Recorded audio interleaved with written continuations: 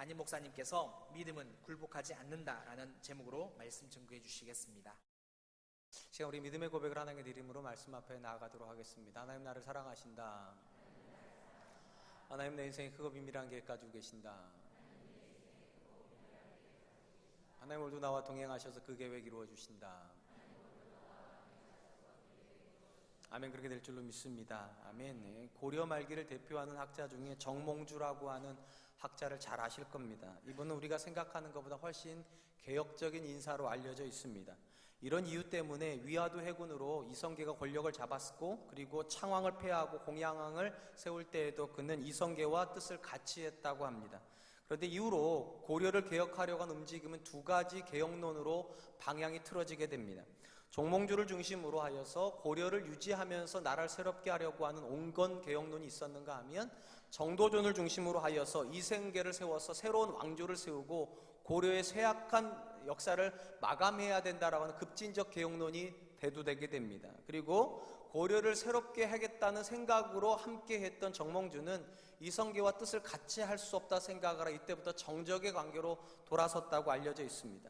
그러던 중에 1392년 3월에 명나라에서 돌아오는 세자를 마중 나갔던 이성계가 낙마하는 사고가 벌어지게 됩니다. 그리고 굉장히 위독한 소식이 들려지자 정몽주는 이때야말로 이성계 일파를 내몰고 고려의 사직을 보존해야 되겠다 생각을 하여 언관들을 통하여서 정도전, 조준, 남은 등과 같은 이성계 일파를 탄핵할 것을 상소하게 하였습니다. 그리고 상소에 근거하여서 이성계 수하들을 다 귀양을 보내는 결정을 하게 됩니다. 이때 이 소식을 들었던 이성계의 다섯 번째 아들이 이방원입니다. 이방원이 급하게 아버지가 머물고 있었던 해주로 달려가서 아버지의 귀향을 독촉하게 됩니다. 그리고 정몽주가 이성계가 돌아왔다는 소식을 듣고 그 집으로 이성계의 상태가 어떤지를 확인하기 위해서 가게 됩니다. 그리고 이 이야기가 우리가 너무 잘 아는 시조가 주고받는 이야기입니다. 정몽주가 이성계 집에 도달했을 때 정몽주를 맞이하기 위해서 이방원이 나오게 되고 두 사람이 술자리를 마련하고 시조가 갔다가 돌아오는 이야기입니다. 이방원이라고 하는 사람은 조선의 3대 왕으로 등극하기도 하지만 이 사람이 독특한 것은 이성계 집안에서 다섯 번째로 태어난 아들이긴 한데 다른 아들과 좀 다릅니다. 다른 아들은 대부분 무장 출신들인데 이 아들만 문과를 통과한 학식이 있는 아들입니다. 그래서 이 아들이 아마도 정몽주를 맞으러 나갔던 것 같습니다. 그리고 먼저 시를 읊지요. 하여가라고 하는 시를 읊었습니다. 이런들 어떠하리 저런들 어떠하리 만수산 드렁치기 얽혀진들 어떠하리 우리도 이같이 얽혀서 100년을 누리리라.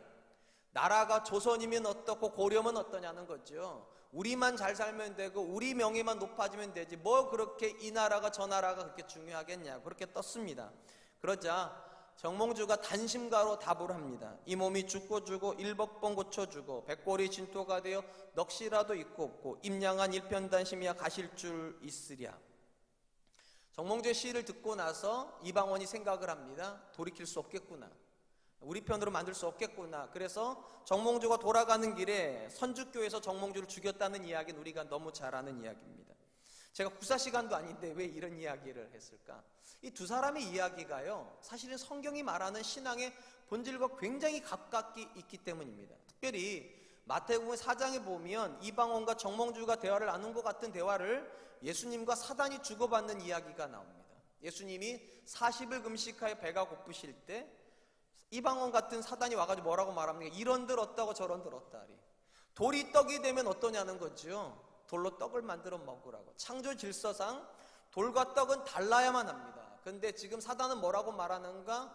필요에 의해서 돌이 떡이 될 수도 있고 또 필요하면 떡이 돌이 될 수도 있는 거지. 이러면 어떠고 저러면 어떠냐고 예수님께서 거절하십니다.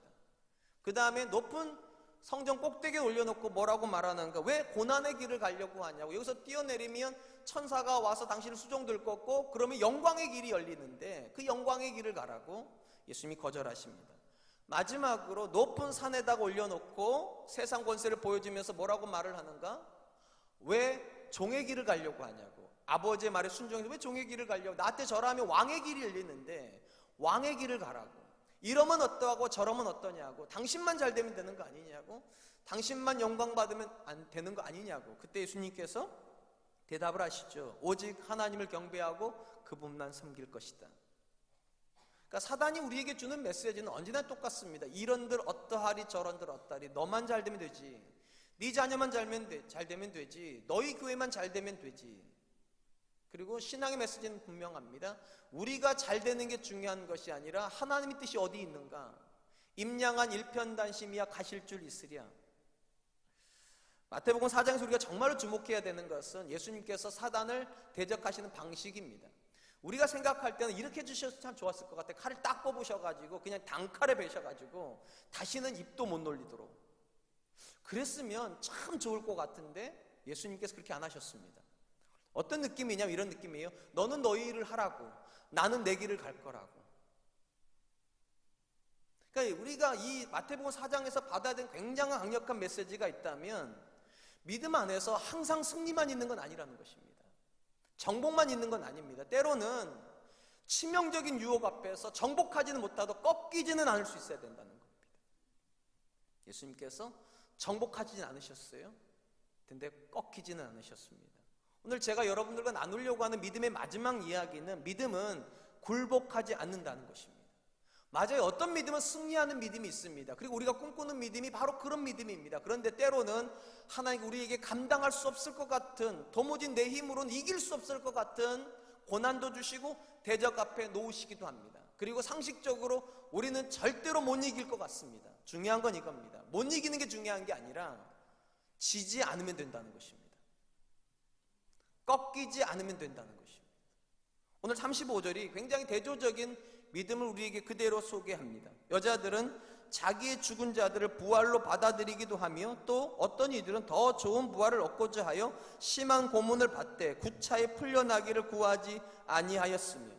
전반적에 앞쪽에 있는 믿음의 고백은 무엇인가? 어떤 여자들은 믿음으로 죽은 아들이 살아나는 것도 부활을 받았다고 그렇게 기록이 되어 있는데, 이 이야기는 아마도 열왕기 상과 열왕기 하에 있었던 두 여자에 대한 이야기인 것 같습니다. 열왕기 상에는 엘리야를 섬겼던 사렙다 과부에 대한 이야기가 나오고, 열왕기 하에는 엘리사를 섬겼던 수넴 여인에 대한 이야기가 나옵니다. 두 여자는 공이 아이가 하나 있습니다. 그런데 엘리야와 엘리사를 섬기는 동안 이 아이가 죽습니다.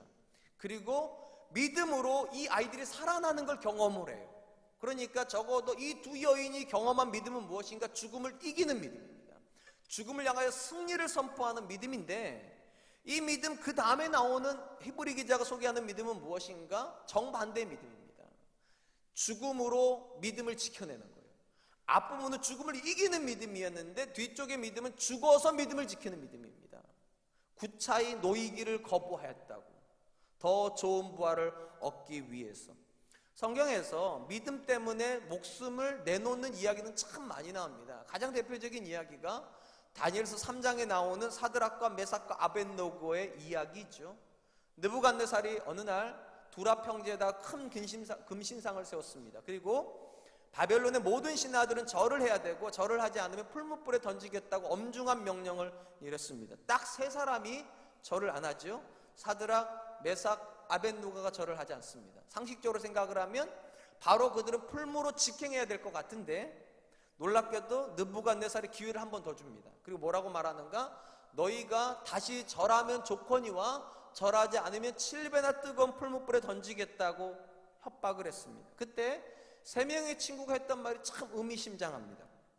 다니엘서 3장 16절 18절 사드락과 메삭과 아벳노고가 왕에게 대답하여 이르되 느부갓네살이여 우리가 이 일에 대하여 왕에게 대답할 필요가 없나이다. 왕이여 우리가 섬기는 하나님이 계시다면 우리를 맹렬히 타는 풀무불 가운데서 능히 건져내시겠고 왕의 손에서도 건져내시리이다. 그렇지 아니하실지라도 왕이여 우리가 왕의 신들을 섬기지도 아니하고 왕이 세우신 금신상에게 절하지도 아니할 줄 아옵소서.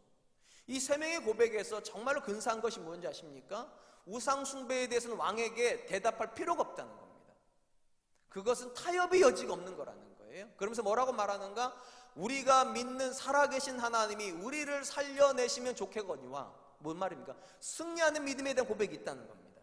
왕이 어떻게 하든지 하나님께서 우리를 살려내실 거라고 승리하는 믿음의 고백이 있는데, 그 다음 말은 그렇게 하지 않으실지라도 우리는 왕의 명령에 순종할 수 없다. 굴복하지 않겠다는 겁니다.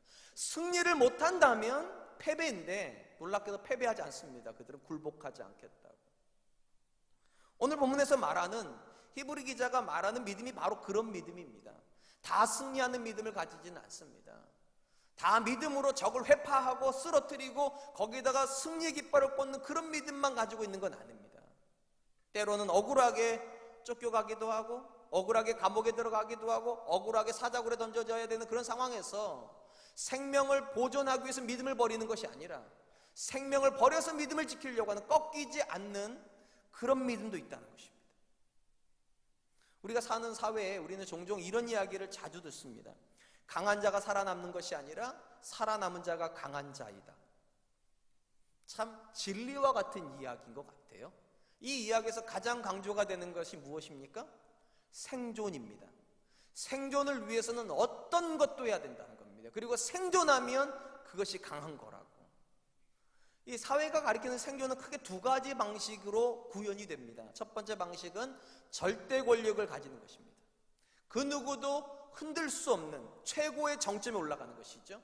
권력의 최정점, 부요의 최정점, 지식의 최정점, 힘의 최정점에 오르면 누구도 건드리지 못합니다. 그래서 할 수만 있으면 더 높이 올라가려고 그러죠. 그렇게 해서 생존하려고 합니다. 그런데 모든 사람이 다 높이 올라갈 수 있는 건 아니란 말이죠. 그래서 두 번째 생존의 방식이 나옵니다. 더 높이 올라가 있는 사람 옆에 기생하는 것입니다. 우리가 이거를 줄댄다고 그러죠. 인맥이라고 말하고 백이라고 말하는 것입니다. 내가 누구 라인에 서 있으면 그 라인의 끝 지점에 있는 강한 사람 때문에 나를 못 건드린다. 그런 식으로 해서 우리는 다 생존을 하려고 합니다. 누구 라인이냐가 너무 중요하고요. 어느 학교 나왔느냐가 너무 중요하고요. 그 아버지가 누구냐가 너무 중요해요. 우리 사회는. 왜냐하면 생존이 굉장히 중요한 사회적 이슈이기 때문입니다. 그런데 오늘 본문에서 히브리서 저자가 강조하는 것은 생존이 아닙니다. 저들은 생존을 위해서 믿음을 내려놓은 사람들이 아니라 믿음을 위해서 생존을 내려놓는 사람이었다고. 더 좋은 부활을 얻기 위하여서.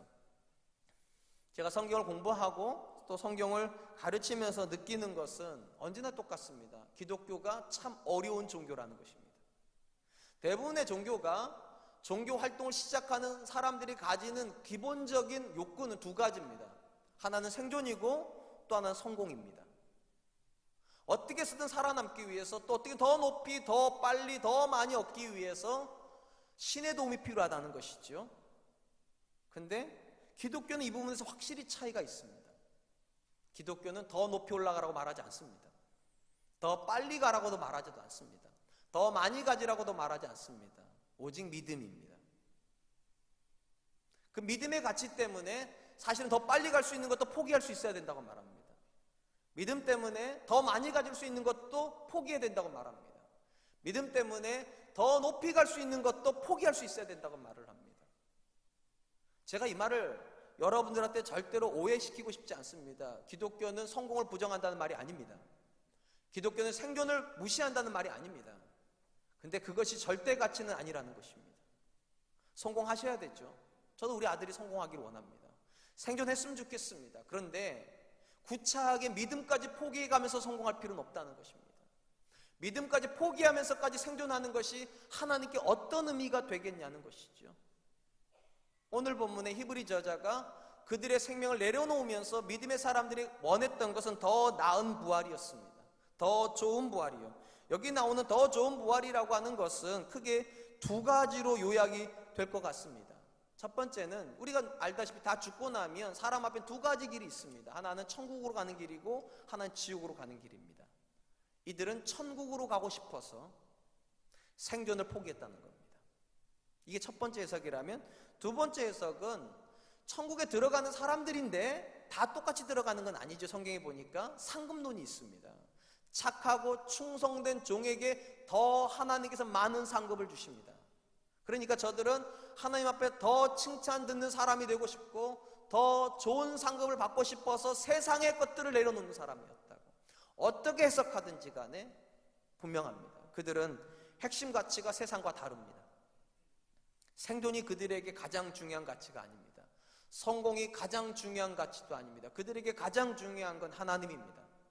하나님이 내 삶을 어떻게 판단하실까? 하나님이 내 삶에 대해서 어떤 상급을 주실까?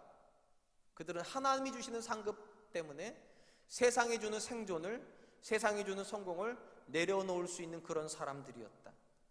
사랑하는 성도 여러분, 기독교가 가장 기독교다워지는 지점이 어디라고 생각하십니까? 혹시 우리 믿는 사람이 굉장히 성공하는 지점일까요? 굉장히 오래 사는 걸까요? 예수 믿는 사람이 자녀들이 굉장히 좋은 대학교 들어가는 걸까요? 그럴 수도 있어요. 그런데 한번 생각해 보세요. 예수님 믿는 사람이 아무리 성공해도 그 사람보다 더 성공한 사회인들이 있는 거 아시죠? 예수 믿는 사람들이 아무리 오래 살아도 그분보다 더 오래 사는 사회인들이 있는 거 아시죠? 여러분의 자녀가 아무리 좋은 대학교 들어가도 여러분 자녀보다 더 좋은 대학교 들어가는 믿지 않는 애들이 있는 거 아시죠? 그래서 그들은 저와 여러분들이 아무리 높이 올라가도 저희들 인정 안 하는 겁니다. 저와 여러분들이 아무리 부유해도 인정 안 합니다. 언제 인정하는가? 그들이 목숨 거는 것에 우리가 목숨을 안 걸 때요. 왜 저럴까 도대체? 다 그걸 원하는데, 다 그걸 위해서 목숨을 거는데 저 사람은 왜 저걸 원하지 않는가? 왜 저걸 위해서 목숨을 안 거는가? 그 지점이 사실은 가장 기독교가 기독교다워지는 지점입니다. 그런데 언제부턴가 우리 안에서 기독교의 색깔이 사라지기 시작했습니다. 이 기독교의 색깔이 사라졌다는 가장 큰 증거가 무엇인가? 요즘 성도님들이 두 단어를 거의 안 씁니다. 천국, 지옥. 제가 설교를 쓰면서 이 단어를 쓰면서도 저도 어색해요. 천국에 대한 단어를 쓰면서 이거 참, 지옥에 대한 단어를 쓰면서 참 이거 참. 이 두 단어가 사라지면서부터 우리 입술에 뭐가 달라붙기 시작했는가? 생존이란 단어가 달라붙기 시작했습니다. 주로 이렇게 표현이 되죠. 좋은 대학교 가려면 성적을 위해서라면 신앙을 조금 희생해야 된다. 사업에서 이윤을 남기려면 정직을 조금 희생해야 된다고. 행복한 결혼을 위해서라면 조건을 위해서 믿음을 조금 신앙을 희생시켜야 된다고. 다 생존입니다. 언제부턴가 우리는 천국에서 하나님께서 우리의 삶에 대해서 뭐라고 말씀하실까 보다 지금 이 땅에서 우리가 받고 싶어하는 무언가에 더 많이 집착을 합니다. 그러다 보니까 믿음의 색깔이 점점 흐려져요. 그래서 오늘 본문과 같이 꺾이지 않는 믿음을 발견하기 쉽지가 않습니다.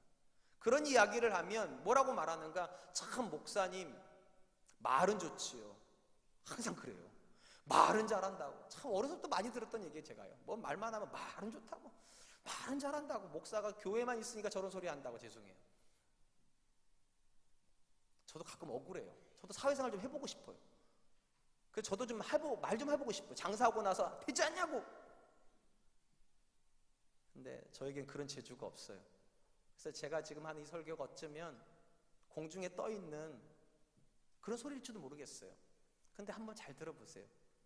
기독교가 정말 기독교 되는 지점이 어느 지점입니까? 천국입니다. 천국이 기독교의 본질입니다. 천국의 삶이 이 땅의 삶에 영향을 못 주면 기독교는 기독교가 아닙니다. 근데 언제부턴가 우리는 천국이 아닌 이 땅의 생존에 모든 목을 걸고 있습니다. 생존을 위해서, 성공을 위해서 신앙의 가치를 희생해도 된다는 것처럼 우리 자녀들에게 가르칩니다. 그러니까 믿음이 안 들어가죠.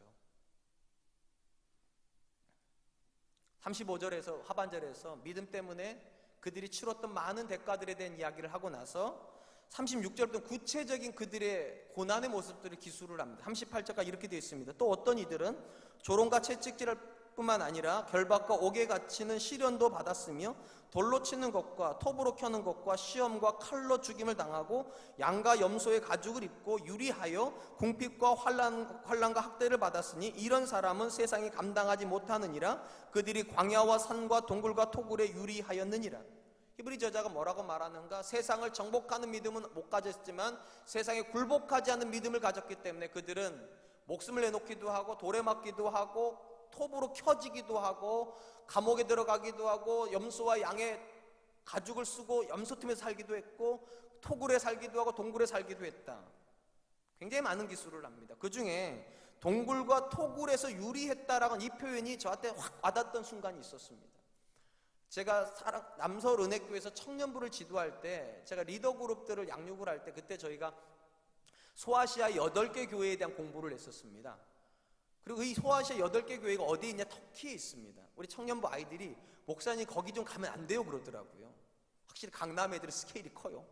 가자고 그러더라고요. 그래서 제가 그 당시에는 이제 어른들 한 12명 모임에 표가 하나 나오도 뭐 그런 거 아닙니까? 그러니까 우리 청년부 굉장히 컸으니까 청년부 아이들이 자기들이 가면 목사님 공짜로 표 나오니까 같이 가자고 그래서 좋잖아요. 저도 제가 리더인데 그래서 그럼 가자 그래가지고 터키를 갔습니다. 5박 6일로 갔는데 굉장한 기대를 하고 갔어요. 소아시아 8개 교회가 어떻게 갔더니만 제가 미리 말씀드릴게요. 터키를 가시는 분들은 돌멩이만 봅니다. 그러니까 터키를 신앙적 관점에서 가실 거라면 갈 필요 없습니다. 그냥 돌멩이에요. 허구한 날 돌멩이에요. 8개 교회에 가면 다 돌멩이만 있습니다. 왜 그런가? 터키가 이슬람 국가입니다. 그렇기 때문에 기독교 유적 관리를 안 합니다. 기둥들밖에 없어요. 그러니까 여기 가도 돌멩이 저기 가도 돌멩이 그렇게 8개를 보다가 정말 가슴에 충격을 받았던 지역이 하나가 있습니다. 그게 갑바도기아 지역입니다. 갑바도기아에 가보시면 여러분들이 가보면 이제 여행할 수 있는 게 한 군데가 있는데 그게 지하도시입니다. 이게 지하도시가 1960년부터 발견되기 시작해서 지금 한 30개 정도가 발견이 됐다고 하는데요. 그 중에 가장 큰 지하도시는 2만 명 정도를 수용하는 그런 도시입니다. 모든 지하도시는 다 특징이 있습니다. 천장이 낮습니다. 그리고 길이 좁습니다. 한 사람이 간신히 들어갈 정도예요. 그리고 길이 미로처럼 되어 있습니다. 그래서 가이드가 항상 얘기합니다. 일행에서 떨어지지 말라고. 떨어지면 길 잃어버리면 못 찾는다고. 이게 하도 막 미로처럼 되어 있어서 그래서 정말 허리 숙이고 앞사람 쫓아서 계속 이렇게 가다가 넓은 지역에 가면 그게 교회입니다. 넓게 나온 데 교회예요. 거기 있으면서 참 많은 생각을 했어요. 여러분 일단 물어보고 싶은 거, 왜 지하도시가 생겼을까요? 여러분이 생각하는 그대로입니다. 2세기부터 3세기 이 어간에 이제 기독교가 박해를 받기 시작합니다. 로마 박해를 받기 시작했기 때문에 그 지역에 있던 사람들이 신앙심 때문에 지하로 들어가기 시작한 겁니다. 제가 거기 있으면서 굉장히 많은 생각을 했어요. 처음에는 어떻게라는 생각을 먼저 했습니다. 어떻게 그 넓게 팠을까? 그 지하로 어떻게 그렇게 팠을까요? 숟가락으로 팠대. 숟가락으로요 그거를요. 근데 참 다행인 거는 잘 파지는 지역입니다. 거기가요. 근데 숟가락으로 파도 그렇지 어떻게 2만 명이 예배 초소가 들어가 있고요, 주방이 있고요, 식당이 있고, 그리고 저기 사람이 죽으면 처리하는 그런 거가 다 들어가 있어요. 처음에는 어떻게 팠을까가 너무 궁금했는데 마지막에는 그 질문이 없어지고 어떤 질문이 나오는가? 무엇 때문에 이랬을까요? 무엇 때문에 도대체? 무엇이 이들로 하여금 여기까지 들어오게 만들었을까? 답은 간단하더라고요. 신앙이요. 믿음이요. 저들 안에는 분명한 고백이 있습니다. 세상을 정복할 만한 믿음은 없을지 몰라도 세상에 꺾이지 않는 믿음은 있습니다. 그래서 로마 군대를 향해서 창검을 들고 가가지고 싸우지는 못하지만 그들은 믿음이 꺾이지 않기 위해서 지상에는 모든 걸 포기하고 지하로 숟가락 하나를 가지고 들어가서 파가지고 집을 만들고, 히브리 저자가 이런 사람들을 뭐라고 요약을 하는가? 이런 사람은 세상이 감당하지 못하느니라. 이런 사람은 세상이 감당하지 못하느니라. 굉장히 의미로운 번역이 두 가지가 있는데 이 부분에 대해서 공동 번역이 이렇게 번역을 합니다. 이런 사람들에게는 이 세상에 살만한 곳이 되지 못했습니다. 살만한 곳이 못됐다. 그러니까 뉘앙스 이런 거예요. 너무 위험한 세상이라는 거죠. 지상 세계가. 쉬운 성경 번역은 더 의미가 있습니다. 그들에게 세상은 아무런 가치가 없었습니다. 왜 지하로 내려갈 수 있었는가? 지상에서 그리스도 없이 사는 삶이 아무런 의미가 없으니까.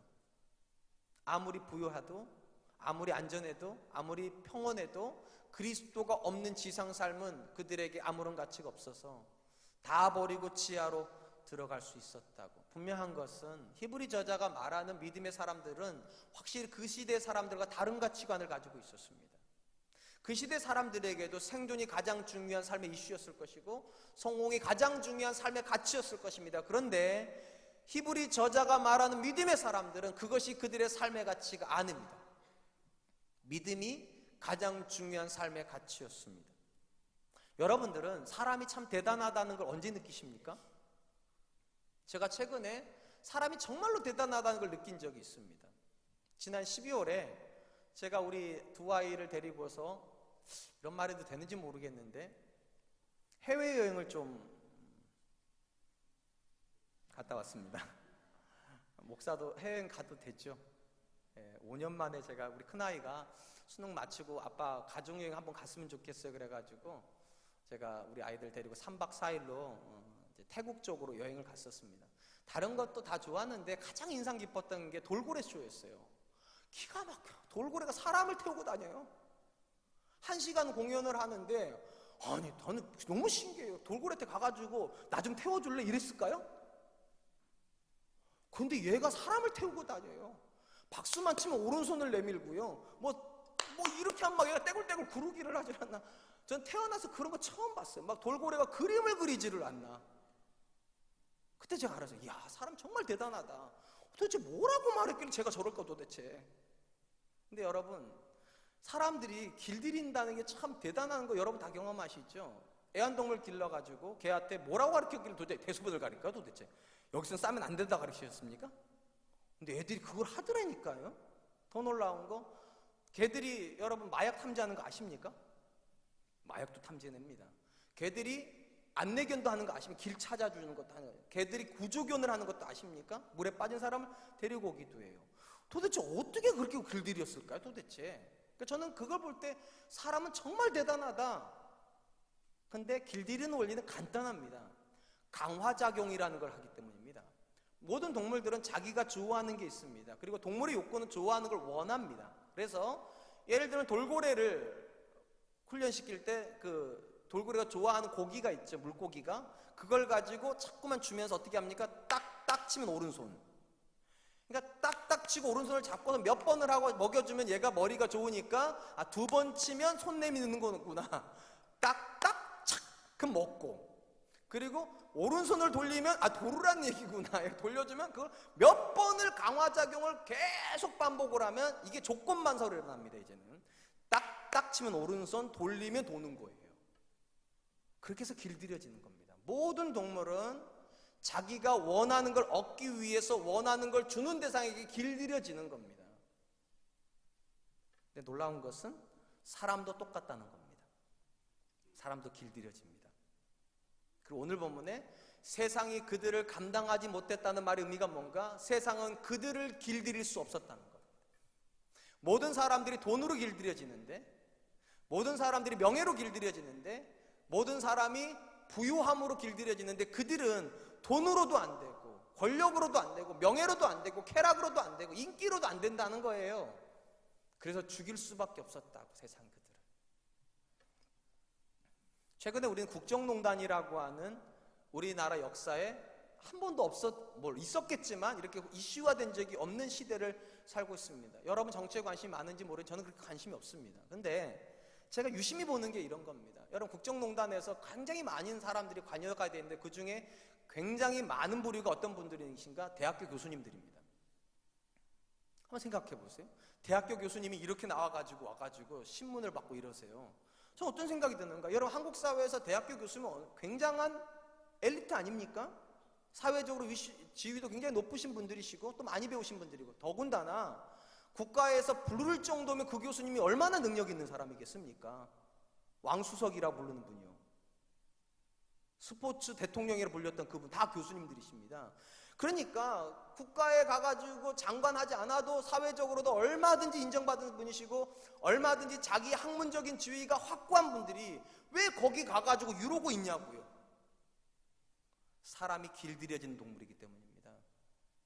한번 인기의 맛을 본 사람은 그 다음에 권력의 맛을 추구하죠. 권력의 맛을 추구하는 사람은 돈의 맛을 추구하죠. 돈의 맛을 추구하고 나면 쾌락의 맛으로 가죠. 그리고 그것을 제공하는 자에게 길들여지기 시작합니다. 길들여지면 어떤 문제가 벌어지는가? 딱딱 치면 오른손 나가야 됩니다. 아무리 대학교에서 학생들 가르쳐도 대통령이 이거 하세요 하면 판단 안 하는 겁니다. 받아 적는 겁니다. 저는 그 왕수성님이라고 하는 분의 수첩이 참 대단하다고 생각해요. 주여 말씀하옵소서 주의 종이 듣겠나이다. 사실은 이거 아니지 않습니까? 우리가 생각하는 대학교 교수님은 어떤 것에 사리분별을 해주시고 어떤 것 옳고 그름을 판단해 주시고 그렇게 조언을 하는 자리가 그 자리일 터인데 받아 적는 자리다. 그래서 수첩이 그렇게 많이 나온다. 왜 그럴까? 길들여지기 때문입니다. 자기가 원하는 걸 주는 대상을 향해서는 판단 안 합니다. 동물들은 판단 안 해요. 오른손을 들고 휘두르면 굴러야 되고 왼손을 들고 휘두르면 자기 태우고 가야 되는 것이고, 그렇게 습관화가 돼가지고 그렇게 사는 거예요. 그래서 권력 앞에서는 공부도 소용없습니다. 돈 앞에서는 여러분의 인품도 소용없습니다. 길들여지면 그냥 끝납니다.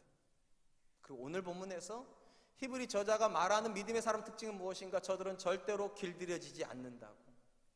사랑하는 성도 여러분, 저와 여러분은 어떤 존재입니까? 세상이 길들이기 쉬운 존재입니까? 길들이기 어려운 존재입니까? 여러분에게 물어보지 않고요, 제가 제 자신에게 물어봤어요. 설교를 준비하면서. 너는 어떤 존재냐? 답이 금방 오던데요. 갈대지. 바람이 안 불어서 제가 안 흔들리는 거지, 바람이 좀만 불면 분명히 흔들릴 겁니다. 제가 돈을 쫓아다니지는 않아요. 근데 돈을 좋아하는 건 맞아요. 양심이에요. 제가 길을 갈 때마다 제 아내한테 너무 부끄러운 게 이런 겁니다. 저랑 제 아내가 길을 가면 제 아내는 절대로 다른 데 시선을 안 둡니다. 근데 저는 가다가 갑자기 눈이 따라가는 사람이 있어요. 상상에 맡길게요. 저는 근데 양심은 있어요. 제 아내한테 항상 얘기합니다. 미안하다고, 내가 오늘 오다가 예쁜 여자를 보고 좀 봤다고. 그랬더니 제 아내가 뭐라고 그러는가, 참 좋은 여자예요. 제 아내는 걱정하지 말라고, 내가 지켜준다고. 항상 제 아내 데리고 다녀요 제가. 왜냐면 저를 못 믿으니까요.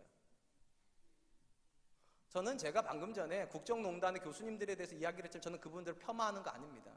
제가 그 자리에 갔어도 그렇게밖에 못했을 겁니다. 분명히 저도 그 자리에 가고 싶어 할 겁니다. 그게 사람입니다. 근데 오늘 본문에 나오는 사람들은 참 대단해요. 그들은 길들여지지 않는 사람들입니다. 더 중요한 건 이겁니다. 그들과 우리가 달라서 그들은 그렇게 살고 우리는 그렇게 못 사는 거 아닙니다. 히브리 저자가 강조하는 게 뭔지 아십니까? 믿음이 그들을 그렇게 하게 만든다는 거예요. 그들이 대단한 사람이기 때문에 그렇게 산 것이 아니라 믿음이 그들로 하여금 그렇게 세상에 길들여지기를 거부하는 사람이 되게 했다고. 유혹이 없어서 그런 삶을 산 게 아닙니다. 또 의지가 강해서 그렇게 된 것도 아닙니다. 믿음 안에서 더 좋은 것을 발견했기 때문에. 제가 지금도 여전히 길을 가다가 눈을 빼앗기기도 하고요, 돈에 대한 욕심이 생기기도 하고, 명예에 대한 욕심이 생기기도 하고, 권력에 대한 욕심이 생기기도 합니다. 그런데도 제가 지금까지는 한 번도 움직이지 않았던 이유가 뭔지 아십니까? 제가 더 좋은 거 가지고 있다 믿기 때문입니다. 저는 글로 가는 순간 제가 사랑하는 아내, 우리 아이들, 그리고 사랑과 은혜교회, 그리고 저희 어머니, 제가 아는 모든 거 다 이뤄야 된다는 거 압니다. 그리고 그것이 저한테는 가장 귀한 거라는 겁니다. 하나님이 내게 주신 거니까. 엄밀히 말하면 믿음이 들어오면 가치관이 달라지게 되어 있습니다. 더 좋은 것이 무엇인지를 알게 돼요. 오늘 본문에 있는 믿음의 사람들은 더 좋은 부활이 그들에게 더 좋은 것이었습니다. 그래서 그들은 생존을 위해서 더 좋은 부활을 포기할 수 없었던 겁니다. 성공을 위해서 천국을 포기할 수 없었던 겁니다. 하나님께 우리에게도 물어보시는 것 같아요. 우리는 어떠냐? 우리는 굴복을 잘하는 사람인가? 잘 길들여지는 사람인가? 아니면 길들여지기를 거부하는 사람인가? 전 저와 여러분들이 조금씩 세상을 향한 거부의 움직임이 있었으면 좋겠습니다. 돈을 좋아하실 수 있어요. 그런데 돈에 길들여지지 마세요. 성공을 좋아하실 수 있어요. 근데 성공에 길들여지지 마세요. 오히려 하나님께 길들여지십시오. 그게 믿음입니다. 믿음은 하나님이 즐거워지기 시작하는 것이고요, 그 하나님께 즐거워지기 시작하기 때문에 세상의 것이 절대로 그 자리를 차지하지 못하는 것이죠. 저와 여러분들이 그럴 수 있었으면 정말로 좋겠습니다. 마지막으로 히브리 기자가 믿음을 삶의 목적으로 살았던 사람들이 살았던 삶의 모습을 이렇게 기술을 합니다. 39절 40절입니다. 이 사람들은 다 믿음으로 말미암아 증거를 받았으나 약속된 것을 받지 못하였으니 이는 하나님이 우리를 위하여 더 좋은 것을 예비하셨은즉 우리가 아니면 그들로 온전함을 이루지 못하게 하려 하심이라. 히브리 저자가 마지막으로 이 세상에 굴복하지 않는 믿음을 가지고 있는 사람들이 공통적으로 가지고 있었던 특징을 뭐라고 말하는가? 그들은 하나님께 증거는 받았으나 약속된 걸 받지 못했다. 이 증거를 받았다는 말은 인정을 받았다는 말입니다. 하나님께서 아브라함을 인정하셨던 것처럼 모세를 인정하셨던 것처럼 그들이 믿음의 사람이라고 인정하셨다는 거예요. 근데 특징은 뭔가? 인정은 받았는데 뭐는 못 받았다고요? 약속된 것을 받지 못했다고. 단순히 말하면 하나님께서 아브라함을 믿음으로 부르시면서 두 가지 약속을 해주셨거든요. 민족에 대한 약속과 땅에 대한 약속을요. 그런데 여러분 성경 읽어보시면 알겠지만 아브라함은 생전에 민족을 본 적이 없습니다. 땅을 소유한 적도 없습니다. 인정은 받았는데 하나님이 약속하신 이 두 가지를 못 받았답니다. 근데 참 신기한 건 아브라함이 하나님께 따져 물었다는 기록이 없어요. 하나님 왜 약속 안 지키시냐고. 내가 하나님 앞에 믿음을 드렸는데 왜 민족 안 주시냐고. 내가 하나님께 믿음을 드렸는데 왜 땅을 안 주시냐고. 이렇게 따져 묻질 않았다는 거예요. 왜냐? 아브라함도 또 모든 믿음의 사람들도 아는 게 있다는 거죠. 하나님이 더 좋은 걸 주시려고 그 약속된 것을 안 주셨다는 겁니다. 더 좋은 걸 주시려고. 그리고 그 더 좋은 것을 뭐라고 말을 하는가? 우리가 아니면 그들로 온전함을 이루지 못하게 하려 하심이라. 이게 굉장히 어려운 번역인데요. 쉬운 성경을 읽어보면 이렇게 번역이 되어 있습니다. 그들이 우리와 함께 완전해지도록 하셨기 때문입니다. 그러니까 하나님께서 모든 믿음의 사람들에게 진짜 주고 싶었던 것은 무엇인가? 저와 여러분과 함께 그들이 완전해지는 거예요. 어떤 게 완전해진 것인가? 그리스도의 날 천군 천사장의 나팔 소리와 함께 하나님께서 아들을 이 땅에 다시 재림시키실 때 그때 모든 죽었던 영혼들이 부활하죠. 그래요. 그래서 육체적 부활을 경험하게 된 순간입니다. 새로운 육체를 입어요. 그리고 하나님 앞에 온전한 모습으로 섭니다. 바로 그 지점을 바라보셨다는 거예요. 모든 사람이 하나님 앞에 서는 그걸 주고 싶으셔서 그게 제일 귀하니까 땅도 미루시고 민족도 미루셨다는 것이죠. 문제는 이거예요. 하나님께서 가장 좋다고 하시는 그걸 우리가 좋게 생각하냐는 거예요. 여러분은 그리스도의 재림의 때 하나님 앞에서 온전한 모습으로 서는 것보다 혹시 땅이 더 좋지는 않습니까? 성공이 더 좋지는 않습니까? 믿음의 사람들은 우리와 다른 가치관을 가지고 있었다는 겁니다. 하나님께서 주시는 것이 더 좋은 것이라고. 제가 요즘 이걸 참 많이 느낍니다. 왜 성경에서 하나님을 아버지라고 소개하는지 아버지가 돼보고 나니까 느껴요. 이번 우리 아이가, 큰아이가 대학교 이제 들어갔는데요. 왜 이렇게 사주고 싶은 게 많아요, 제가요? 양복도 사주고 싶고 와이셔츠도 사주고 싶고. 사실 저희 집 와이셔츠 굉장히 많아요. 제 거 입으라면 되는데 와이셔츠도 새로 사주고 싶고 넥타이 굉장히 많아요, 저희 집에. 근데 넥타이도 사주고 싶고 신발도 사주고 싶고. 제 아내가 그래요. 아니 당신이 사지 왜 애를 사주냐고 자꾸. 근데 제 생각 이런 거예요. 제가 입는 것보다 우리 아들이 입는 게 너무 좋아요. 그게 아버지의 마음인가 봐요. 내가 먹는 것보다 내 아이가 먹는 게 좋고 내가 즐거운 것보다 우리 아이가 즐거운 게 좋은 거. 부모는 절대로 자녀에게 나쁜 거 안 줍니다. 그래서 성경에서 하나님을 아버지라고 말하는 거죠. 그리고 아브라함은 그 하나님을 믿은 거죠. 더 좋은 거 주신다고. 사랑하는 성도 여러분, 분명한 것은 믿음이 절대로 보상을 보장해 주지 않습니다. 여러분들이 정말 열심히 기도해도 때로는 보상이 없을 수도 있습니다. 여러분들이 정말 열심히 신앙생활을 해도 아무런 보상이 없을 수도 있습니다. 그런데 기억하십시오. 하나님이 절대 보상입니다. 하나님이 아버지시기 때문에 그 하나님이 입 닦는 일이 없습니다. 그 하나님께서 모른 척 하신 일 없고 그 하나님께서 나쁜 거 주실 일이 없습니다. 모든 믿음의 사람들은 그 믿음 가지고 죽었다는 겁니다. 더 좋은 거 주신다고. 그 믿음 가지고 길들이려고 하는 세상과 맞서 싸웠다는 거예요. 우리 하나님이 더 좋은 거 주신다고. 너희가 주는 것보다 우리 하나님 주신 게 더 귀한 거라고. 제가 성공하고 나서 이런 설교를 하면 더 힘이 있을 텐데 그래 여러분들에게 제가 설교하는 겁니다. 여러분들이 높은 자리에 가시든지 부유해지시든지 행복해지시든지 그 자리에 가서 똑같이 얘기하십시오. 엄마가 해주는 것보다 아빠가 주는 것보다 하나님이 더 귀한 거 주신다고. 우리 사랑과 은혜교회 성도님들이 그 믿음으로 이 한 해 승리할 수 있었으면 좋겠습니다. 이제 말씀을 맺으려고 합니다. 히브리서 11장이 말하는 믿음은 결국 두 가지입니다. 승리하는 믿음 아니면 굴복하지 않는 믿음입니다. 모든 사람이 원하는 건 사실 승리하는 믿음이에요. 골리앗을 쓰러뜨리고 여리고성을 점령하고 홍해를 가르는 이런 믿음을 원하지만 사실은 우리가 만나는 대부분의 상황은 마태복음 4장의 상황입니다. 이런들 어떠하리 저런들 어떠하리의 유혹 앞에 서야 되고요. 내가 원하는 게 저쪽에 있는데 하나님 이쪽으로 가라고 하는 갈등의 상황이고요.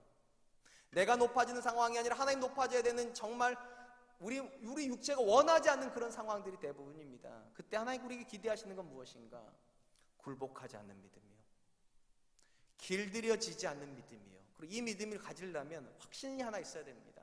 하나님이 더 좋은 거 주신다. 우리 안에 그 믿음의 고백을 가지고 오늘도 우리를 길들이려고 하는 세상 앞에서, 또 우리 자녀들을 길들이려고 하는 세상 앞에서 오직 믿음으로 하나님께 길들여지기를, 오직 하나님만을 기뻐하는 사람들 되시기를 주님의 이름으로 축원드리겠습니다. 우리 함께 찬양할 텐데요, 히브리서를 시작할 때부터 가장 많이 불렀던 찬양이 아마 이 찬양일 겁니다. 세상 흔들리고. 이방원이 정몽주한테 이런들 어떠하리 저런들 어떠하리 말한 것처럼 우리 세상에 우리한테 끊임없이 얘기를 합니다. 교회는 다니지만 성공을 위해서는 이렇게 할 수도 있어야 된다고, 저렇게 할 수도 있어야 된다고, 때로는 돈이 떡이 돼야 되기도 한다고. 성경 뭐라고 말하는가? 오직 의인은 믿음으로 산다. 하나님이 더 좋은 거 주신다. 이 믿음 가지고 이 찬양 하나님께 드리도록 하겠습니다.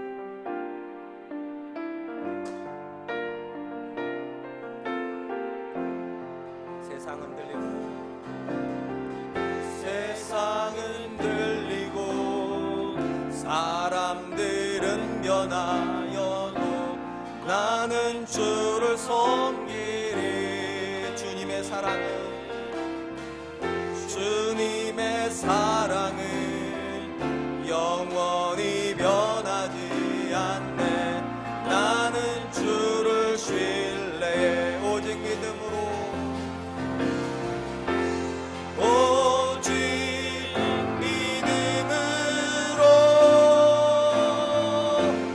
믿음으로 내가 살리라. 오직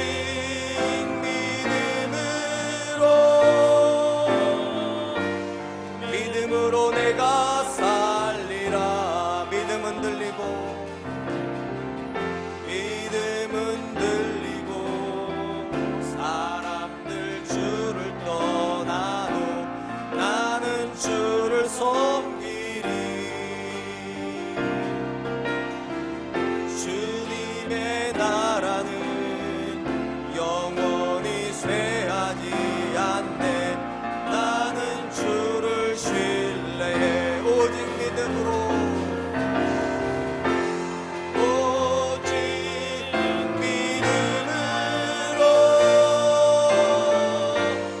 믿음으로 내가 살리라.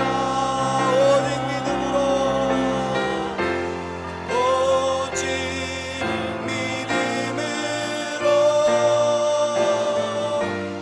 믿음으로 내가 살리라.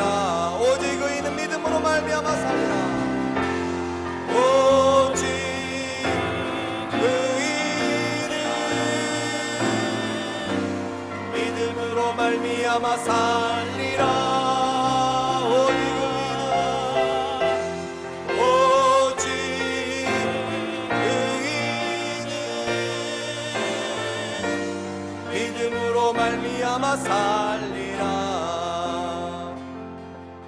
사랑하는 성도 여러분, 지난 한 주간 어떻게 사셨고 또 여러분의 자녀들에게 어떤 삶에 대한 이야기를 하셨습니까? 혹시 필요에 따라서 돈이 떡이 되기도 하고 떡이 돌이 되기도 하고, 이러면 어떠고 저러면 어떠냐고, 잘하기만 하면 하고 성공만 하면 된다고 혹시 그렇게 믿고 사시거나 혹시 그렇게 자녀들을 가르치셨습니까? 그게 잘못됐다고 말씀드리는 건 아닙니다. 우리 중에 생존이 쉬운 사람은 아무도 없기 때문입니다. 그런데 하나님 앞에서 우리가 말해야 될 삶이 무엇인지 한번 생각해 보아야 됩니다. 우리가 생존했다고 그것이 하나님 앞에 무슨 의미가 있겠습니까? 우리가 그리스도 바깥에서 성공했다고 그것이 하나님께 무슨 의미가 있겠습니까? 오늘 본문에서 모든 믿음의 사람들이 그들의 삶을 드릴 수 있었던 가장 중요한 이유는 그들은 더 좋은 것을 바라보았기 때문입니다. 더 좋은 부활을 하나님께 주시는 더 좋은 것 때문에 그들은 이 세상에 길들여지지 않는 사람들이었습니다. 이 시간 기도하면서 하나님, 나에게 세상을 이길 수 있는 믿음을 주시고, 때로는 하나님 이길 수 없는 상황 앞에 놓였다면 하나님 굴복하지 않게 해주십시오. 저들이 절대로 나를 길들이지 못하게 해주시고 저들이 절대로 우리 자녀를 길들이지 못하게 해주시고 하나님께 길들여져서 하나님이 주시는 것을 바라보고 하나님께서 이루실 아름다운 인생을 꿈꿀 수 있도록 주님 도와주시옵소서. 우리 같이 한번 기도하겠습니다.